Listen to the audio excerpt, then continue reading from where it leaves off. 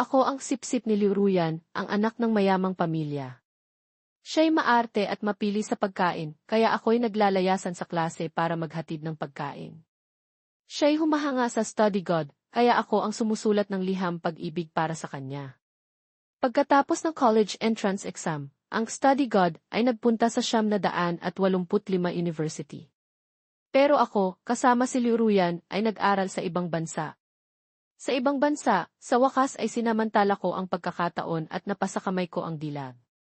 Ngunit ang hindi ko inaasahan, ang study god pala ay dumating din para magpakadalubhasa. Agad silang nagliyab sa pag-ibig at nagyakapan ng mahigpit. Nang makita ko ito, ako'y tuwang-tuwa. Humugot ako ng isang mahabang hininga. Ang gulo nito. Napakaraming pera ang ibinigay sa akin ng pamilya Liu, kaya nahihiya akong tumakas. Kahit magsawa na ako, hindi ko siya maiwan. Ang pamilya Liu ang pinakamakapangyarihan sa aming komunidad. Bilang nag-iisang anak na babae ng pamilya Liu, si Liu Ruyan ay sentro ng atensyon. Kaya mula pagkabata, ako ang kanyang buntot. Ang dahilan ay simple, dahil siya ay maganda pero hangal. Kung hindi lang tumutol ang pamilya Liu, matagal na sana siyang kinuha ng mga talent scout para sa entertainment industry. Sa pagtingin ko pa lang sa mukha ni Liu Ruyan, nakakakain ako ng 2 mangkok ng kanin. Higit pa rito, mas nagiging malapit ako kay Liu Ruyan, mas tumataas ang posisyon ko sa bahay. Habang tumatanda, nagkaroon na kami ng kamalayan sa kasarian. Hindi na dapat magkasama ang mga lalaki at babae buong araw. Pero ako, iba. Wala pa rin akong hiya na sumunod kay Liu Ruyan. Si Liu Ruyan, sa gitna ng pag-asa ng marami, ay lumaki bilang isang marilag na dalagita. Malambot ang kanyang kilay, pinong mga katangian, at malinis na anyong dalagita ang sumasalubong. At ako, unti-unti akong naging sipsip sa paningin ng marami. Kinutya nila ako, hinamak ako, minamaliit ako, pero hindi nila alam kung gaano karami ang nakuha ko. Hindi ako gusto ni Liu Ruyan at ako naman ay mukhang tapat at inosenteng aso, kaya ang pamilya Liu ay lubos na nagtitiwala sa akin. Ang aming pamilya ay nakakuha ng mga mapagkukunan at sumama rin ako kay Liu Ruyan sa klase na puro anak ng mayayaman at makapangyarihan. Ang high school ng mga anak mayaman ay hindi nakakainip. Matagal nang may plano ang kanilang mga pamilya, lahat ng daan patungo sa tagumpay. Kahit hindi dumaan sa karaniwang daan, makakahanap sila ng paraan. Pero ako, iba. Ang pamilya ko ay makakapagbigay lang ng sapat para hindi kami magutom, at hindi kami bababa ang tingin sa mga okasyon na kailangan ng angkan. Kaya, pinili kong kumapit ng mahigpit kay Liu Ruyan. Siya'y maarte at mapili sa pagkain, kaya naglalayasan ako sa klase para maghatid ng pagkain. Siya'y humahanga sa study god, kaya ako ang naghahanap ng impormasyon. Ang mahirap na study god ay lumipat dito sa pamamagitan ng full scholarship at mga grants. Maraming lalaki ang nanligaw kay Liu Ruyan, may mga school bully, school heartthrob, anak ng artista, anak ng opisyal, ngunit lahat sila ay nabigo. Nagduda pa nga ako noon kung si Liu Ruyan ay ayaw sa lalaki. Ngunit nang umakyat si ito Makoto sa entablado para magpakilala, ang kanyang mga mata ay kumikinang sa bituin. Nakita ko agad ang kanyang nasa isip at voluntaryo akong naging kanyang love strategist. Sa pagkakataong ito, naging napakalapit akong lalaking kaibigan ni Liu Ruyan, at tinalo ko ang lahat ng kanyang mga babaeng sipsip. Ay, sa totoo lang, itong mga babaeng sipsip na ito ay hindi tinatawag ang sarili nilang sipsip, palagi silang nagpapanggap na kapatid ni Liu Ruyan. Para bang kapag magkaiba ang kasarian, ang pagpapanggap ko kay Liu Ruyan ay sipsip, pero sa kanila, girls help girls, pagkakaibigan. Pero tigilan na iyan. Kung hindi ko lang narinig kung paano nila nilalait si Liu Ruyan sa likod, baka naniwala pa ako. Kaya, binibilhan ko si ito Makoto ng almusal, at sa sinasama ko siya sa paglalaro ng basketball. Ito ang unang pagkakataon na nakatagpo. Si ito Makoto ng ganito kabait na tao sa eskwelahan na ito. Ang kanyang tingin sa akin ay puno ng pasasalamat at tiwala. Dito ko na inabot ang liham pag-ibig na matagal ko nang inihanda. Si ito Makoto ay hindi makapagsalita. Napatulala siya at hindi makapaniwala sa pagtingin sa akin. Dali-dali akong nagdagdag, si Binibining Liu ang nagpabigay nito sa iyo. Gaya ng inaasahan, si ito Makoto ay nakatuon lamang sa pag-aaral. Ang mga babae ay makakaistorbo lang sa kanyang pag-aaral. Kaya, hindi niya tiningnan at itinapon lang ang liham pag-ibig sa basurahan. Nagpunta si Liu Ruyan kay Ito Makoto, ngunit pinangaralan lang siya ni Ito Makoto ng mariin. Hindi na ako kinausap ni Ito Makoto. Wala akong pakialam. Nagmamadali akong aliwin si Liu Ruyan na nasaktan. Lumaki siya sa layaw, mula pagkabata ay maganda ang takbo ng buhay niya, kaya ito ang unang beses na nakaranas siya ng ganitong kabiguan. Umiinom siya sa sama ng loob at isang baso lang ay nakalasing na sa kanya. Pagkatapos, malasing, nakasandal siya sa balikat ko, umiiyak at paulit-ulit na tinatanong ako, bakit?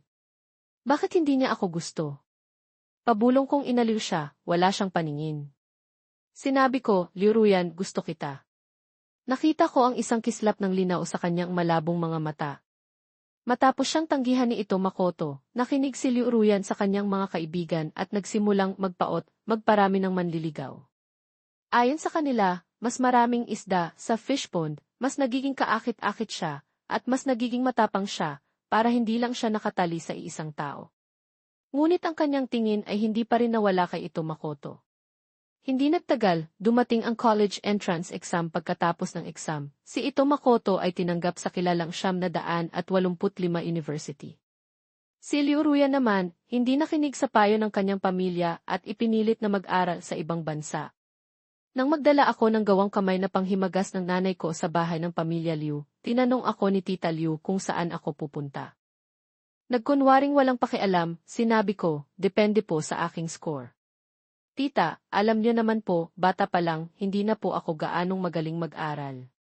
Sa totoo lang, magaling ako, ngunit ang oras ko sa high school ay halos puro pagiging sip-sip kay Liu Ruyan.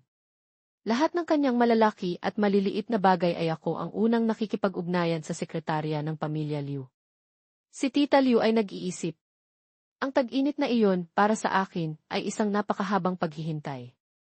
Ang iba ay naghihintay ng score, ng sulat ng pagtanggap sa universidad, ng pagbubukas ng klase, habang ako ay naghihintay ng pagpapala ng Diyosa ng kapalaran. Sa wakas, isang payapang gabi ng tag-init, personal na tumawag si Tita Liu at inanyayahan kaming pamilya na magtipon-tipon. Naaalala ko pa rin kung gaano kalamig ang hangin noong gabing iyon at kung gaano kaliwanag ang huni ng mga kuliglig. Hindi ako nagkamali. Dahil sa paglayo ng anak sa ibang bansa, sa huli ay hindi pa rin sila mapakali. Ang aking kinabukasan ay tiyak na magiging nakatali kay Liu Ruyan sa mahabang panahon. Kung gaano man kainosente ang kinabukasan ni Liu Ruyan, ganoon din kaliwanag ang kinabukasan ko. Pagkaraan ng isang buwan, lumipad kami ni Liu Ruyan sa ibang bansa, sa isa sa mga pinakamahusay na universidad sa mundo. Ang mga kaibigan ni Liu Ruyan ay tiningnan ako ng may inggit. Nagingit-ngit siya at sinabi, Jiboda, ganito mo ba kagusto maging sipsip? Wala ka bang paggalang sa sarili? Ah, tama nga pala. Kung meron ka, hindi mo sana tinulungan ang iyong Diyosa na magbigay ng liham pag-ibig sa ibang lalaki. Walang hiya at walang kwentang tao. Pwede kang maging sipsip habang buhay, parang payaso. Tingnan mo, tingnan mo. Ang inggit ng babae, napakapangit. Pagkatapos ng aming pagpunta sa ibang bansa, lalo pang gumanda ang halaga ni Liu Ruyan. Ang kanyang mga katangian sa mukha ay lalong naging pinong at hugis, ang kanyang pagiging dalagita ay unti-unting nadagdagan ng kariktan ng pagiging ganap na babae at ang kanyang magandang kurba ay nagdagdag ng kaunting sensualidad na nakakapaso ng puso. Ipinagpatuloy ko ang aking matyagang pagpapaalipin sa kanya. Sa unang taon sa ibang bansa, hinayaan ni Liu Ruyan ang sarili na maging malaya, naglilibot sa kung saan-saan. Umaga sa Seattle, gabi ay nasa Los Angeles na marahil, lubos na tinatamasa ang kalayaan. Sa bagong taon, nagdala ang kabit ni Tio Liu ng kanyang 13 taong gulang na anak sa labas at gumawa ng eksena sa harap ni Tita Liu. Pinagsabihan ni Tita Liu si Liu Ruyan na huwag nang umuwi. Ako ang kasama ni Liu Ruyan sa New York ng bagong taon. Habang nagpupuyat kami, bigla siyang nagtanong sa akin, Jiboda, may puso ba ng tao na hindi nagbabago? Hindi ako nag-alinlangan at sinabi ko. Ngumiti si Liu Ruyan. Sinabi niya, pero nalaman ko, parang hindi ko na gusto si Ito Makoto.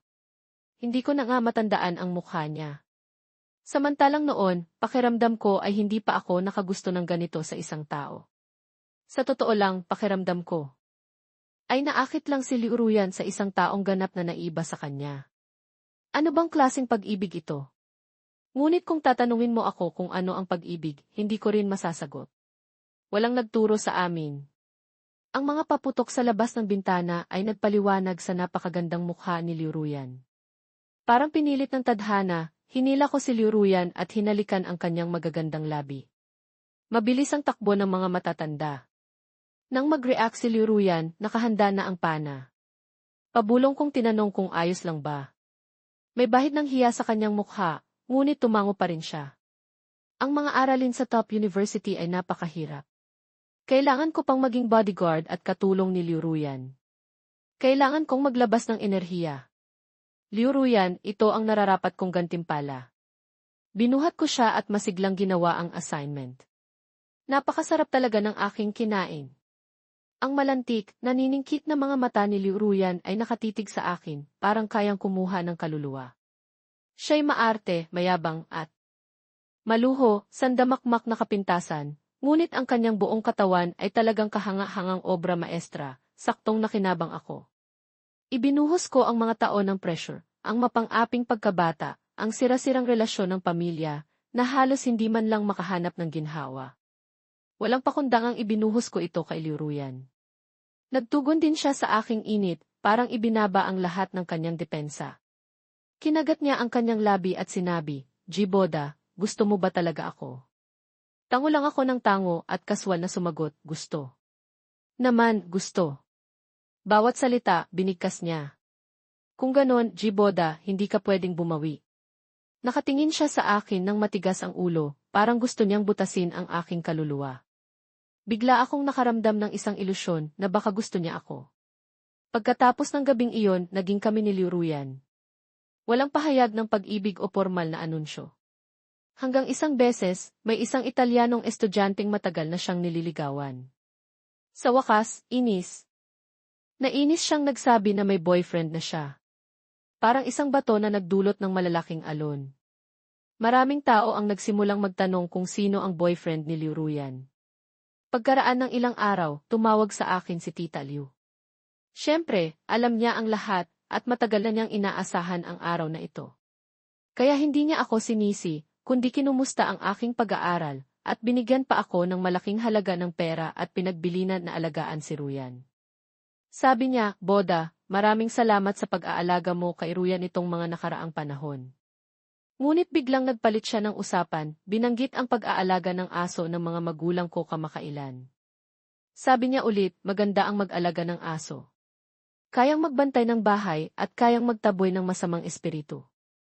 Ang isang bagay lang, huwag na huwag pahintulutan ang aso na umakyat sa mesa. Hindi pa ako nakakasagot, busy tone na ang telepono. Ang pagtingin niya sa akin ay palaging parang asong inaalagaan niya para kay Liu Ruyan. Sakto. Namang lumapit si Liu Ruyan. Umirap siya at sinabi, Jiboda, ano nang ginagawa mo at ang bagal-bagal mo? Lumingon ako, umiti at sumagot, andito na. Sa natitirang 2 taon sa kolehiyo, namuhay kami ni Liu Ruyan ng walang hiya. Pangunahin ako ang walang hiya. Si Liu Ruyan ay napaka-konserbatibo sa mga ganitong bagay, palaging namumula ang mukha. Siguro dahil sa sobrang stress ko nitong mga taon, lubusan kong sinamantala si Liu Ruyan. Minsan pag nakita niya ako, nanginginig ang katawan niya. Malapit na kaming magtapos at umuwi sa bansa, narinig ko minsan na nag-away si Liu Ruyan at Tita Liu sa telepono. Nagkaroon ng pagtatalo, tila tungkol sa arranged marriage. Sa huli, sinagot niya ng may inis, sige. Nang gabing iyon, siya ay napakadikit. Naisip ko, iyon na marahil ang huling gabi namin. Dapat na siyang makipaghiwalay sa akin. Nag-antay ako ng ilang araw, ngunit lahat ay tulad ng dati. Sinubukan kong makipaghiwalay sa kanya. Galit na galit siyang tiningnan ako, ang pisngi niya ay namumulaklak, parang isang galit na pufferfish.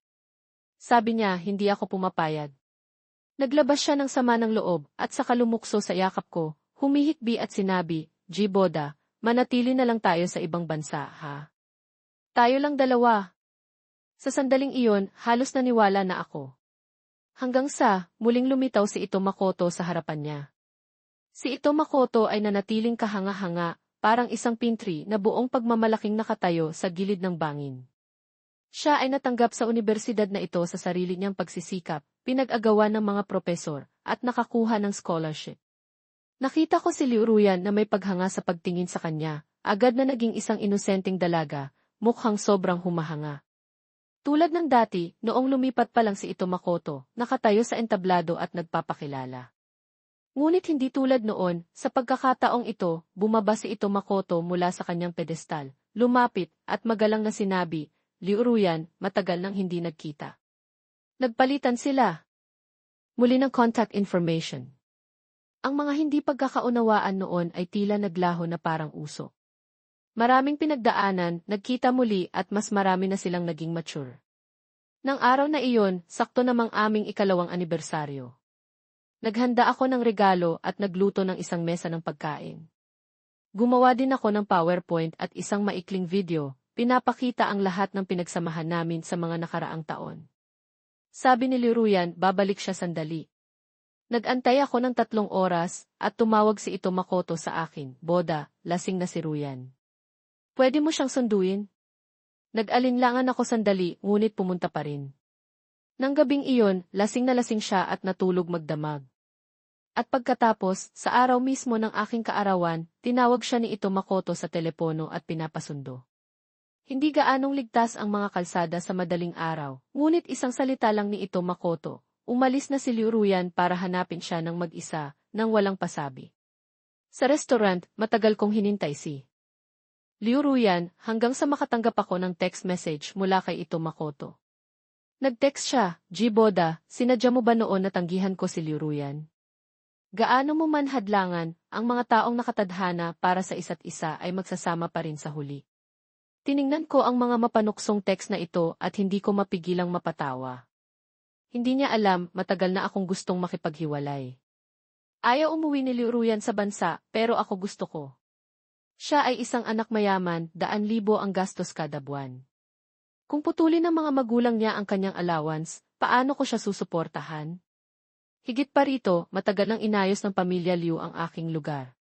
Kung walang aberya, ako ay patuloy na aanga. Ang aking kinabukasan ay malayo sa aking ama, ako ang magiging pinakamakapangyarihang tao.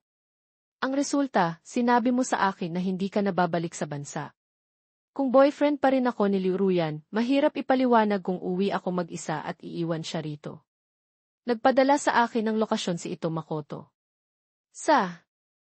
Totoo lang, ayaw kong abalahin si Liu Ruyan at Ito Makoto, ngunit bigla kong naalala ang bilin ni Tita Liu. Ang pera ng pamilya Liu ay hindi libre. Kailangan kong maging bantay para kay Tita Liu. Ano man ang mangyari, hindi pwedeng magkaanak sila. Nagpadala ako ng mensahe kay Liu Ruyan, ngunit hindi siya sumagot. Kinuha ko ang kalahating kahon ng 0.01 na natitira sa bahay at sumakay ng taxi papunta roon. Sa ibaba ng apartment building, nakita ko si Ito Makoto na hawak ang kamay ni Liu Ruyan, tinitignan siya ng buong pagmamahal at sinabi, dati, bulag talaga ako. Yan, pwede ba kitang tawaging ganyan? Kinagat ni Liu Ruyan ang kanyang labi ng may kaba at pagkabahala, tila nagpupumiglas ng husto sa kalooban. Ngunit hindi niya inalis ang kanyang kamay. Sa huli, ang dating white moonlight na mataas ay ngayon bumababa para sa kanya sa unang pagkakataon. Paano niya tatanggihan? Sa huli, tumango siya at sinabing pwede. Nakita ako ni Ito Makoto. Umiti siya sa akin at nang umakyat sila, walang pag-alinlangan niyang binuhat si Liu Ruyan. Samantala, ang mga mata ni Liu Ruyan ay nakatutok lang kay Ito Makoto mula simula hanggang katapusan, hindi niya ako nakita. Mabilis silang umakyat. Tumayo ako sa ibaba sandali, naghihintay na kumalma ang aking nagugulong isip. Ilang minuto pagkatapos, kumatok ako sa pinto ni Ito Makoto.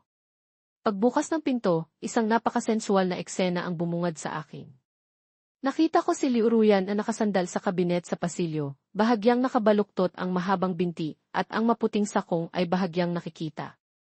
At si Ito Makoto ay hawak ang nahubad na stocking sa kamay, may malabong ekspresyon. Sa sandaling makita niya ako, nagulat si Liu Ruyan. Tanong niya, G. Boda, bakit ka narito? Tila hindi siya natuwa na inabala ko sila.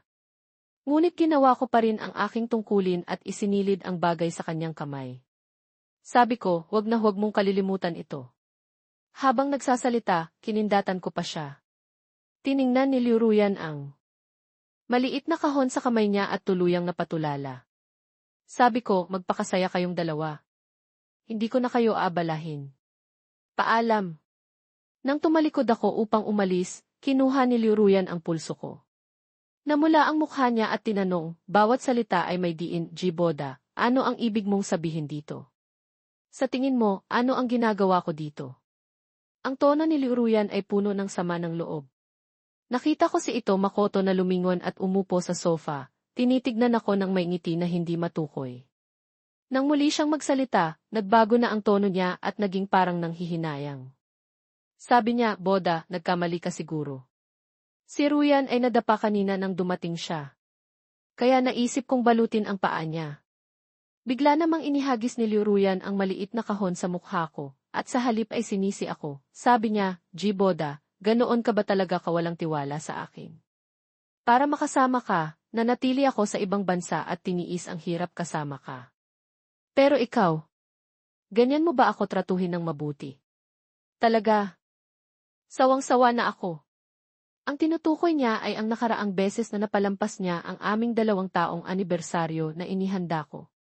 Hindi pa ako noon ganap na kalmado at hindi ko napigilang makapagsalita ng masakit. Malamig siyang nagsabi, bakit mo laging iniisip na may masamang balak ang iba sa akin? Akala mo ba si Acheng, Ito Makoto, ay tulad mo? Ganyan talaga kapag walang pinag-aralan. Mas malayo ka kay Acheng. Habang nagsasalita, lumingon siya. Umupo sa tapat ni Ito Makoto, at muling ipinatong ang kanyang sakong sa kamay nito. Nakabukas ang pinto, at ang nakakatuwang at napakagandang eksenang ito ay nagaganap sa harap ng aking mga mata.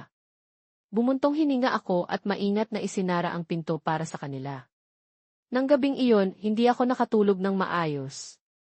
Nagkaroon ako ng panaginip. Sa panaginap, ang tagpo ay noong bata pa ako at bagong kakilala ko lang si Liu Ruyan. Ang pamilya namin ay isang recomposed family.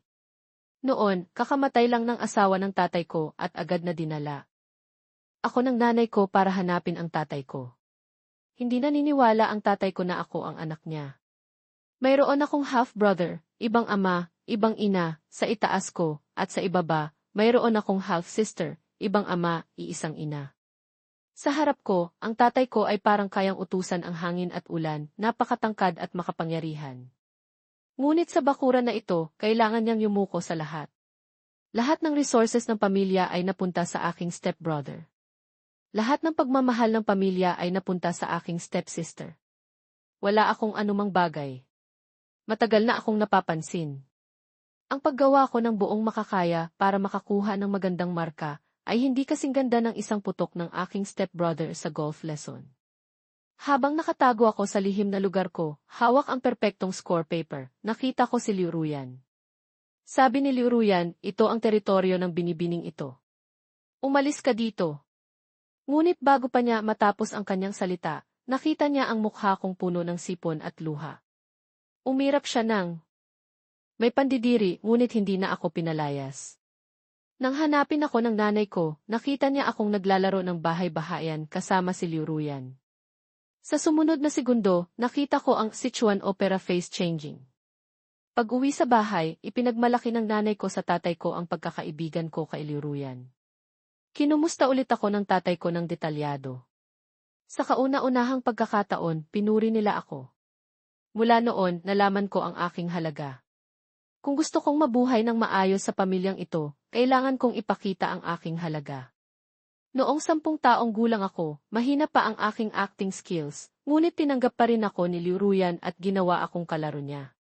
Nang magsimulang magpakita ng interes ang aking stepbrother, pinapaalis siya ni Liu Ruyan. Palihim akong natuwa at lalo pang sinuportahan si Liu Ruyan. Ganoon lang, taon-taon, mahirap para sa akin na hindi magkaroon ng damdamin kay Liu Ruyan. Sa huli, siya ay napakaganda, napakayaman at napakaepektibo para sa akin. Siya ay parang isang mamahaling pusa, basta't nasa tabi mo, makakakuha ka ng maraming medalya. Hindi niya pinapansin ang iba at halos hindi rin ikaw. Pero kailangan niya ang pag-aalaga mo. Ayaw niya sa pag-aalaga ng iba. Kaya, minsan ay bibigyan ka niya ng tingin, hahayaan kang hawakan siya. Hindi ko mapigilan, ngunit ang lahat ng ito ay hindi maihahambing sa aking kinabukasan. Kinabukasan, paggising ko, hindi pa rin nakabalik si Liu Ruyan. Tumawag si Tita Liu at agad ko namang sinagot. Tulad ng dati, inuna niya munang tanungin ang kalagayan ni Liu Ruyan kamakailan. Pagkatapos, biglang nagpalit siya ng usapan at sinabi, napakahusay ng trabaho mo. Ngunit dapat na ring maging matino si Ruyan. Dapat na niyang maintindihan na sa pagiging ipinanganak sa isang marangyang pamilya, hindi lahat ng bagay ay pwedeng gawin ng pasaway. Hindi nakuha ng walang hirap ang marangyang pamumuhay. Pagdating ng panahon para magsakripisyo para sa pamilya, natural lang natanggapin ang arranged marriage. Sana, hindi niya pa rin maintindihan ang ganitong simpleng bagay. Ang babae at anak sa labas ni Tio Liu ay tila walang epekto sa kanya. Si Liu Ruyan, ako ang nagdadala sa kanya sa iba't ibang high-end na lugar. Ngunit kapag kasama niya si Ito Makoto, pumupunta sila sa iba't ibang murang lugar at gumagawa pa ng volunteer work. Nakita ko si Liu Ruyan na may suot na bagong kwintas sa lid, murang klase. Sino ang nagbigay? Halatang halata. Hindi na umuwi si Liu Ruyan ng ilang araw, at hindi rin sinasabi kung saan siya pupunta. Dati, lagi akong nakabuntot sa kanya ng walang hiya. Ngunit ngayon, pakiramdam ko ay pagod na ako. Pagkaraan ng 3 araw, sa gabi ng matinding ulan, inihatid ni Ito Makoto si Liu Ruyan pauwi. Pagpasok ko pa lang, narinig ko na ang boses ni Ito Makoto na nagtuturo kay Liu Ruyan. Nagsasalita siya ng malalim na formula, habang si Liu Ruyan ay nakasandal ang isang kamay sa pisngi, nakatitig sa kanya ng buong atensyon. Sa tingin ko, wala siyang naintindihan. Bata pa lang siya, hindi na siya gaanong nag-aaral. Sinubukan ko rin siyang hikayatin, pati si Tita Liu ay hindi nagtagumpay kaya. Siyempre, ako rin ay hindi nagtagumpay. Ngunit ngayon, nagtagumpay si Ito Makoto. Si Liu Ruyan ay nagtatanong pa, parang isang masunuring estudyante. Lalong lumakas ang ulan. Nang aalis na si Ito Makoto, tinawag siya ni Liu Ruyan. Sabi ni Liu Ruyan, maraming bakanting silid sa villa. Pwede kang manatili. Nag-alinlangan si Ito Makoto at sinabi, hindi ata ito angkop. Dapat tanungin si Jiboda kung pumapayag ba siya. Umirap si Liu Ruyan at itinaas ang kanyang boses. Ano ang hindi angkop? Ito naman ang villa na inupahan namin. Anong karapatan niyang tumutol? Hindi ko na sila inabala. Kusang loob akong nagpunta para magluto. Ayaw ni Liu Ruyan ng delivery at napaka-choosy niya. Kaya sa mga nakaraang taon, ako ang nagluluto para sa kanya. Habang hinihiwa ko ang tadyang, narinig ko si Ito Makoto na napakagalang na lumapit upang ipaalam sa akin, Boda, kung ganon, dito na ako matutulog ngayong gabi. Pagkatapos magsalita, umiti siya at tinanong si Liu Ruyan, Ruyan, hindi ba? Makakaistorbo sa inyong magkasintahan ang pagtira ko dito. Sa sumunod na sandali, walang pag-alinlangan na sinabi ni Liu Ruyan, wala namang ganun. Naghiwalay na kami. Nagkunwari si Ito Makoto na nagulat at sinabi, nagbibiro lang ako. Talaga palang naging kayo? Tila natatakot si Liu Ruyan na magkaroon ng masamang impresyon kay Ito Makoto. Dali-dali siyang nagpaliwanag, panandalian lang kami nagkasama. Tapos naramdaman namin na hindi kami bagay kaya naghiwalay kami. Si Jiboda pa nga ang nakipaghiwalay. Napakalamig ng tono ni Liu Ruyan habang sinasabi ito at tila may dala pang sama ng loob sa akin. Ang ingay ng pagprito sa kawali ay sandaling pumawi sa usapan ng dalawa. Nagpatuloy ako sa pagprito ng buong atensyon, parang wala akong narinig. Kahit paano, bukas ay uwi na ako sa bansa. Nang gabing iyon, lumipat ako sa guest room sa ibaba. Itinulak bukas ang pinto ng aking kwarto. Si Liu Ruyan ay nakahalukip-kip na nakatingin sa akin, at malamig na sinabi, ang kwartong ito. Ipaubaya mo kay Acheng. Nagulantang ako. Kung ganon, saan ako titira? Malamang hindi na angkop na matulog ulit kasama si Liu Ruyan. Naisip ko, lumipat ako sa kwarto ng katulong sa unang palapag. Bago matulog, pagkatapos kong matulog, nag-text sa akin si Tita Liu, sinabing katatawag lang niya kay Liu Ruyan at napansin niyang maisipon siya. Pinagbilinan ni Tita Liu si Liu Ruyan na uminom ng gamot, pero alam niyang hindi naman inumin ni Liu Ruyan. Kaya pinapunta niya ako para magdala ng gamot kay Liu Ruyan at bantayan siyang inumin iyon. Bumangon ako sa kama, dala ang gamot at umakyat sa ikalawang palapag. Ang silid-tulugan na iyon, doon ako tumira ng 2 taon. Ngunit ngayon, narinig ko ang boses ni Ito Makoto. Kumatok ako sa pinto, tumayo roon ng matagal bago ko narinig ang isang pasok. Tiningnan ni Liuruyan ang gamot sa kamay ko at umismid. Sabi niya, Jiboda, ang galing mo talagang aso. Lahat ba ng sasabihin ng nanay ko susundin mo? Ang pagiging kasama ko, baka utos. Din ng nanay ko, ano? Hindi ako nagsalita. Mahirap bang sabihin sa kanya na matagal ko nang pinlano ang lahat, na pinagnanasaan ko ang kanyang katawan? Nang makita ni Liuruyan na hindi ako sumagot, kinunot niya ang kilay at sinabi, okay. Dahil napakawalang kwenta mo, wala na rin akong masabi. Tumingin siya sa akin nang may panunuya. Sabi niya, wala kang silbi. Kung ikukumpara kay Acheng, Ito Makoto, malayo ka talaga. Napasiksik ang puso ko, ngunit sandali lamang. Kunin ang pera ng tao, gampanan ang gawain ng tao. Palagi kong tatandaan ang prinsipyong ito. Sinunod ko ang kanyang sinabi. Sabi ko, sa loob ng maraming taon, natupad na rin ang iyong pinapangarap. Binabati ko kayong dalawa. Sana magsama kayo habang buhay. Mahigpit na tiningnan ako ni Liuruyan, walang imik. Si Ito Makoto ay nakatingin lang parang nanonood ng palabas, at pagkatapos ay naghanap ng dahilan at umalis. Sa silid-tulugan, kaming dalawa na lang ni Liuruyan ang natitira. Biglang naging awkward ang hangin. Ang flight ko ay bukas ng umaga. Kailangan kong mag-report sa posisyong iyon sa lalong madaling panahon. Nagulat na ako kay Tita Liu, at wala siyang anumang pagtutol sa pag-alis ko ng ilang araw ng mas maaga. Matagal ko nang gustong magpaalam kay Liuruyan, ngunit tila wala akong mahanap na pagkakataon. Ngayon gabi, tila pagkakataon ito. Sinubukan kong sabihin kay Liuruyan, sa totoo lang, pwede mo namang ipaalaga kay Ito Makoto. Nakakagulat, tinanggihan ni Liuruyan. Umiling siya at sinabi, hindi pwede. Busy si Acheng sa pag-aaral. Siya ang paboritong estudyante ng propesor. Wala siyang oras para alagaan ako. Ang trabaho mo ay alagaan ako. Bigla akong napipi. Sa sandaling iyon, nalaman ko ang posisyon ko sa puso ni Liuruyan. Nga pala, ang isa ay isang mahirap na study god na umabot sa kinalalagyan niya ngayon sa sarili niyang pagsisikap. Ang isa naman ay isang sip-sip na nakatayo dito dahil sa pamilya Liu, parang parasito. Si Ito Makoto ay may magandang kinabukasan, may sariling karera at hinaharap. At ako, ang abang sip-sip sa kanyang mata, ay isang lingkod na dapat umiikot sa kanya. Hindi pa sumisikat ang araw, hinihila ko ang aking maleta at umalis sa villa. Habang tinitingnan ko ang lupain ng ibang bansa, na unti-unting lumiliit, alam kong ako ay nagsimula na sa susunod kong paglalakbay.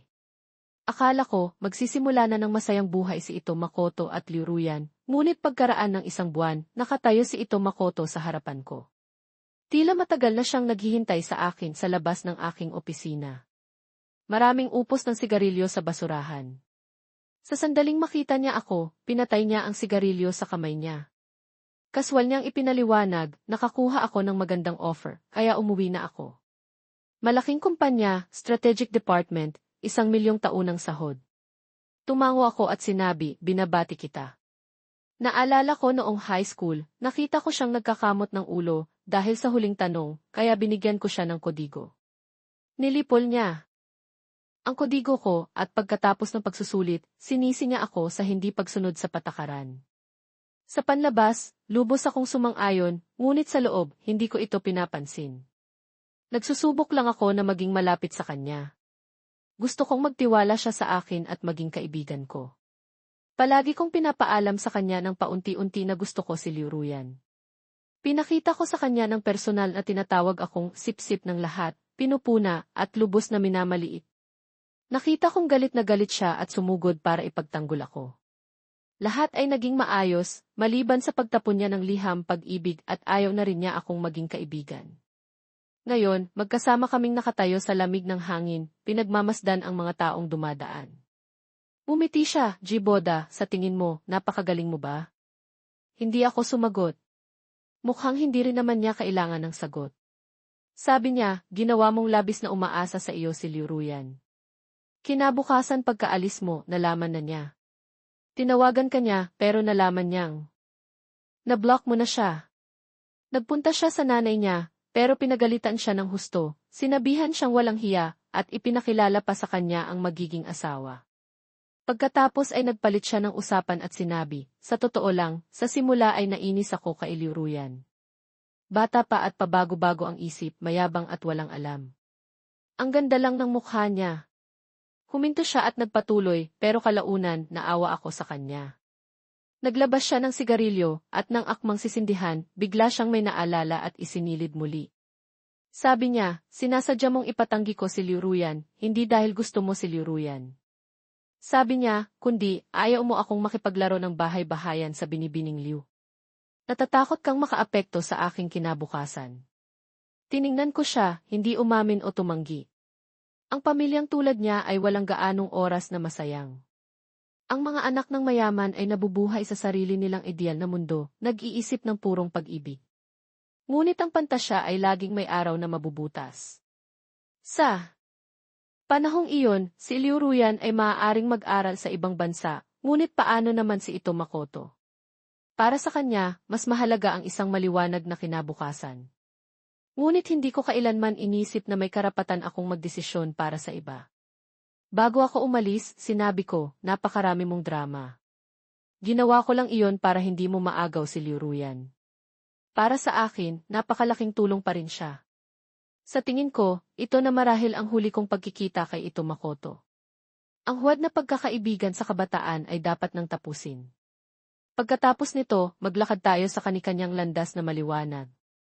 Hindi nagtagal, nag-overtime ako ng ilang araw para sa inspeksyon, baliktad ang araw at gabi. Sa wakas, nang matapos ang trabaho at handa na akong umuwi, nakita ko si Liuruyan. Nakatayo siya sa ilalim ng ilaw ng poste, nakatitig sa akin ng matindi, may galit sa mukha, ngunit ang kanyang mga mata ay puno ng hinanakit, parang pusang inabandona. Si Liuruyan ay tumakas pa uwi sa bansa. Hindi alam ni Tita Liu at Tio Liu, ngunit malalaman din nila sa lalong madaling panahon. Sa unang pagkakataon na nakita ko siya, agad akong nagpadala ng mensahe kay Tita Liu. Kinagat ni Liuruyan ang kanyang labi at sinabi, Jiboda, nakakatuwa bang lokohin ako? Madali ba akong maloko? Ang mayabang na pusa ay pakiramdam na inapi. Hindi ako makahanap ng magandang paraan para ayusin ang sitwasyon, kaya nanatili lang akong tahimik. Lumapit siya sa akin, itinaas ang kanyang palad at sinampal sa mukha ko, ngunit nailagan ko. Kinagat niya ang kanyang labi at sinabi, Jiboda, sa tingin mo ba hindi tayo pwedeng magkasama? O sa tingin mo ba mas mahalaga ang trabaho mong ito kaysa sa akin? Pareho. Ngunit hindi ko masabi. Natatakot ako na kung sasabihin ko, sasabog siya. Kahit ngayon, nagwala na siya. Tanong niya, o kaya, hindi mo talaga ako minahal? Nang itanong niya ito, medyo nanginginig ang boses niya. Sa tingin ko, minahal ko siya. Pero napakaraming bagay na mas nauuna sa kanya. At saka, hindi ko kayang abutin ang babaeng tulad niya. Napakaraming nanliligaw sa kanya, ang mga kiisda na nakuha niya sa kanyang key fish pond ay halos hindi nakasya. Wala naman akong kakayahang pangtuktok, wala akong pamilyang pangtuktok, at wala rin akong ihih na pangtuktok. Hindi ko pakiramdam na mayroon akong anumang espesyal. Pinag-isipan ko ng mabuti at naghanap ng kompromiso. Sabi ko, ayoko ng pag-ibig na hindi binabasbasan. Nagulantang si Liuruyan. Base sa kanyang vigi, marahil ay kailangan pa niyang mag-isip ng ilang beses bago niya maintindihan. Sa mga sandaling iyon, ang aking nakaraang kadate na ilang beses kong nakasama ay lumapit. Tanong ni Liuruyan, sino siya? Hindi ako nagsalita. Hinawakan ko lang ang kamay niya. Nagdadala ka pa ng iba sa likod ko, sigaw ni Liuruyan. Nang akma ng magagalit ang kadate ko, pabulong akong nagpaliwanag, siya ang binibining Liu ng pamilya Liu, sinabi ko na sa iyo. Agad na nawala ang galit ng kadate ko. Dinala ko siya upang umalis. Nang makita ni Liuruyan ang eksenang ito, lalo siyang nagalit. Sumigaw siya, Jiboda, alam ba niyang ikaw ang sipsip ko? Hindi ko siya pinansin at tumalikod na lang at umalis. Sa sandaling akmang susugod siya, dumating na sa wakas ang mga bodyguard ng pamilya Liu. Hinawakan nila si Liuruyan at dinala ko ang kadate ko sa kotse. Sa araw ng aking engagement, si Liu Ruyan ay gumawa na naman ng eksena. Pagkatapos, hinawakan na naman siya ng mga bodyguard ng pamilya Liu. Ang pamilya ng babae ay hindi nagalit. Siyempre, ang pamilya ko rin ay hindi nagalit. Malugod naming tinanggap ang kabayaran ng pamilya Liu. Pinapabura namin ang lahat ng video ng mga bisita. Sa orihinal, ang mga bagay ay nalutas na ng maayos. Ngunit bago umalis ang pamilya Liu, narinig ko si Tio Liu na pinagalitan si Liu Ruyan. Sa ganyang ugali mo, walang lalaking gugustuhin ka. Sumama ka sa akin ngayon. Wala akong oras para maglokohan dito sa iyo. Matinding tinitigan ako ni Liu Ruyan, namumula ang kanyang mga mata. Matagal na katahimikan. Sa wakas, sumuko siya. Ang kanyang mga labi ay nakagat hanggang sa dumugo. Dahan-dahan niyang binigkas ang isang salita, sige. Simula noon, hindi na akong masyadong nakita si Liu Ruyan. Sumunod siya sa landas na inayos ng pamilya Liu para sa kanya. Ang Roma ay personal na dumating sa harapan niya. Tuwing naririnig ko ang balita tungkol sa kanya, palagi itong sinasamahan ng mga boses ng pagkainggit ng iba. Ang magandang balita tungkol sa aking ex-girlfriend, hindi ko na talaga kayang pakinggan. Nagdududa pa nga ako na ang pagmamahal ko kay Liu Ruyan noong bata pa ako ay hindi talaga pagmamahal, kundi galit sa kawalang katarungan na naghahanap ng butas para maibsan ang damdamin. 3 taon na ang nakalipas, ang aking landas tungo sa promosyon ay nahinto. Pinag-usapan namin ng asawa ko ang pagkakaroon ng anak. Sa loob ng 3 taong ito, hindi ko na nakita si Liu Ruyan. Ngunit minsan, sa bintana ng sasakyan sa gilid ng daan, nakita ko ang pamilyar na hugis ng mukha, malamang ay isang ilusyon lang. Sa tuwing pista o okasyon, pag-uwi ko sa malaking compound, nakita ko rin si Liu Ruyan ng ilang beses. Nag-hello ako at sumagot siya, parang walang nangyari. Pagkatapos naming magpasya na magkaroon ng anak, seryoso naming pinag-usapan ito. Sa mga taong ito, ilang beses na rin kaming nagkaroon ng asawa, ngunit wala sa amin ang mahilig. Wala kaming gaanong damdamin sa isa't isa, ngunit alam din namin ang malinaw na kami ay magkasama sa interes. Binabaliwala niya ako at hinahayaan ko lang din siya. Nang tanungin ko siya kung kaya niyang manganak ng anak para sa akin, hindi siya tumanggi. Tinanong lang niya ako, babae o lalaki. Ang tanong niya ay nangangahulugang VC. Sabi ko, kahit ano. Ang pamilya ko ay hindi na makapagdedesisyon para sa akin. Ikaw naman? Kung may kahilingan ang pamilya niya, kailangan nilang magbayad ng kaukulang presyo. Nag-isip siya at sinabi, kailangan ko ring pag-usapan. Kinabukasan, kinausap ko ang aking subordinate. Tungkol sa mga bata. Sa tamang oras, sinabi ko, ang asawa ko ay medyo nabaliw kamakailan. Laging nag-iingay tungkol sa pagkakaroon ng anak. Sabi pa nga niya, kapag ipinanganak na ang bata, pupunta kaming lahat sa Europa. Pero ako, hirap na hirap akong gumawa ng pangalan dito. Kung pupunta ako doon, kailangan ko na namang magsimula sa simula, hindi ba? Ang sinumang makatatayo dito ay matatalino.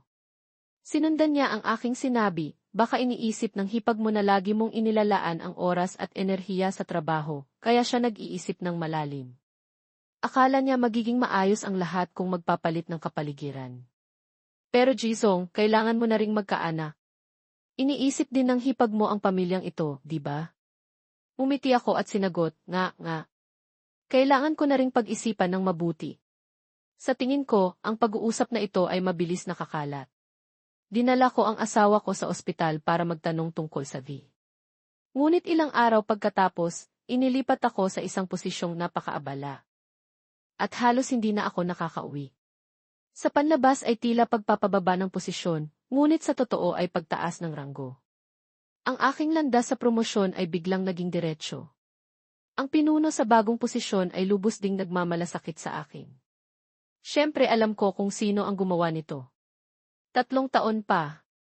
Ang asawa ko ay nahuli ng asawa ng boss na kasama niya sa kama. Agad akong nag-file ng diborsyo, ngunit ayaw niya. Hindi ito pag-ibig. Dahil ang aking ranggo at kita ay napakataas na ngayon. Nagreklamo siya sa akin, hindi ba dahil sa iyo? Nitong mga nakaraang taon, hindi mo kailanman inilaan ang iyong enerhiya sa pamilyang ito. Sino pa ang makakaya mong lalaking tulad mo bukod sa akin? Talaga namang mataas ang tolerance level niya. Noong una, willing siyang sumama sa akin. Sa loob ng 2 taon, nang may nakahanap ng aking Black History, kaya pa rin niyang magkunwari na buong tatag akong sinusuportahan. Ngunit hindi ko kailangan ang mga ito. Kung ano ang nawala sa isang tao noong bata pa, hahanapin niya ng husto kapag matanda na. Tulad ng dati, maliit lang ang kwarto ko, ginawang imbakan. Ngayon, bumili ako ng malaking bahay, pinagsama ang 2 kwarto para gawing malaking master bedroom. Napakaraming nawala sa aking pagkabata. Kaya nitong mga taon, patuloy akong nagpupursige. Parang nabayaran ko na ang sarili ko. Tulad ng kasabihan sa internet, I raised myself again. Pero nakalimutan ko, ako rin ang unang beses na nag-alaga sa sarili ko. Hindi ako sigurado kung ano talaga ang gusto ko. Parang nakuha ko na ang lahat, pero parang wala rin akong nakuha. Madali naman ang diborsyo. Basta napagkasunduan ang kabayaran. Nang lumabas kami sa Civil Registry Office, nakita ko si Liu Ruyan na nakaupo sa kotse sa tabi ng kalsada. Hindi siya tumanda, maganda pa rin tulad ng dati. Wala siyang bodyguard, driver lang ang kasama niya. Tiningnan niya ako, tapos umalis na. Ang asawa ko, hindi ang ex-wife ko, ay umirap at sinabi, baliw yata siya. Ilang taon nang hindi nag-aasawa para hintayin ka.